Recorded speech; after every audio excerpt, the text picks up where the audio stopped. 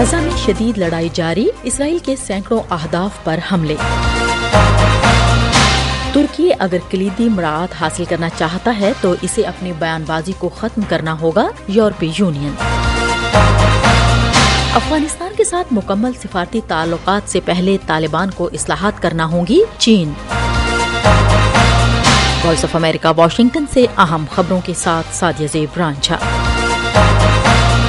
وسطی اور شمالی غزہ میں بدھ کے روز اسرائیلی فوجی گاڑیاں سرحدی علاقوں میں حرکت کر رہی ہیں۔ اسرائیلی فوج اور ٹینک حماس کے خاتمے کی مہم میں شمال پر بڑے پیمانے پر کنٹرول حاصل کرنے کے بعد غزہ کی پٹی کے جنوبی حصے میں داخل ہو گئے ہیں اور جنگ بندی کے خاتمے کے بعد انہوں نے خان یونس شہر کو گھیرے میں لے لیا ہے۔ اسرائیل نے کہا کہ اس کی افواج بدھ کے روز شدید لڑائی کر رہی ہیں اور اس نے انکلیو میں سینکڑوں اہداف کو نشانہ بنایا ہے۔ حماس کی مسلح ونگ القسام بریگیڈ نے بھی کہا کہ اس کے جنگجو اسرائیلی فورسز کے ساتھ جھڑپوں میں مصروف ہیں۔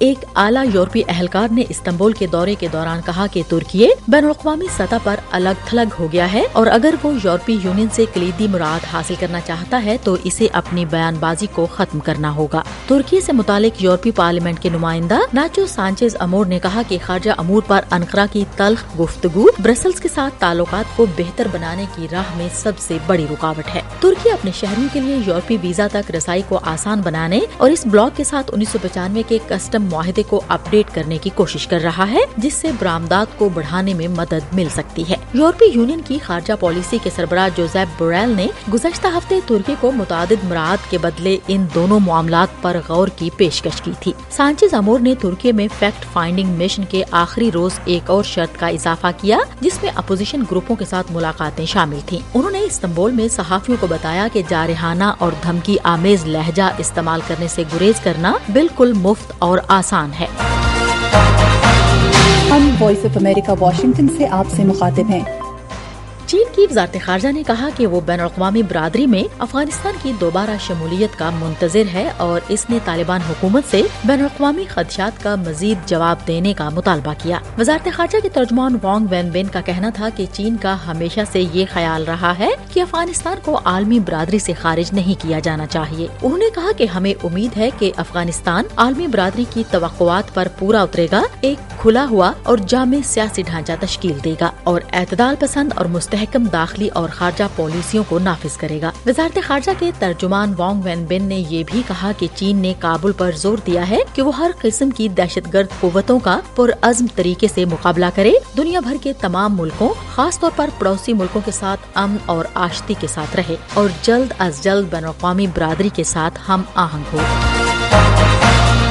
اقوام متحدہ کے پناہ گزینوں کے ادارے کا کہنا ہے کہ بھارت کے انڈیمان سمندر میں 400 روہنگیا مسلمانوں کی 2 کشتیاں لاپتہ ہو گئی ہیں۔ ایجنسی کے مطابق ان کشتیوں پر خوراک اور پانی جیسی ضروریات زندگی کی بھی قلت ہے اور خدشہ ہے کہ اگر ان کشتیوں کو ریسکیو نہ کیا گیا تو ان پر موجود افراد کی موت واقع ہو سکتی ہے۔ بینکاک میں اقوام متحدہ کے پناہ گزینوں کے ادارے کے علاقائی ترجمان بابر بلوچ کا کہنا ہے کہ اگر فوری طور پر کوئی اقدام نہ کیا گیا تو 400 کے قریب بچے، عورتیں اور مرد موت کے منہ میں جا سکتے ہیں۔ ان کا کہنا تھا کہ یہ کشتیاں بنگلہ دیش سے روانہ ہوئی تھیں اور 2 ہفتے سے سمندر میں ہیں۔ اور اقوام متحدہ نے HIV ایڈز کے علاج اور روک تھام اور 2030 تک ایڈز کو ختم کرنے کے سلسلے میں ان اہداف پر تبادلہ خیال کیا جنہیں تاحال حاصل نہیں کیا جا سکا۔ Every single minute a life is lost because of AIDS. UN AIDS کی پروگرام برانچ کی deputy executive director Anjali Achrekar نے کہا کہ ایڈز کی وجہ سے ہر 1 منٹ میں 1 جان ضائع ہو رہی ہے اور ہر 1 ہفتے میں 4000 نئے انفیکشن سامنے آ رہے ہیں، جن میں سے زیادہ تر براعظم افریقہ میں ہو رہے ہیں۔ اس کے ساتھ ہی اہم خبروں کا یہ بلیٹن اب ختم ہوتا ہے۔ سعدیہ زیب رانجھا اور ایڈیٹر بہجت جیلانی کو اجازت دیجیے۔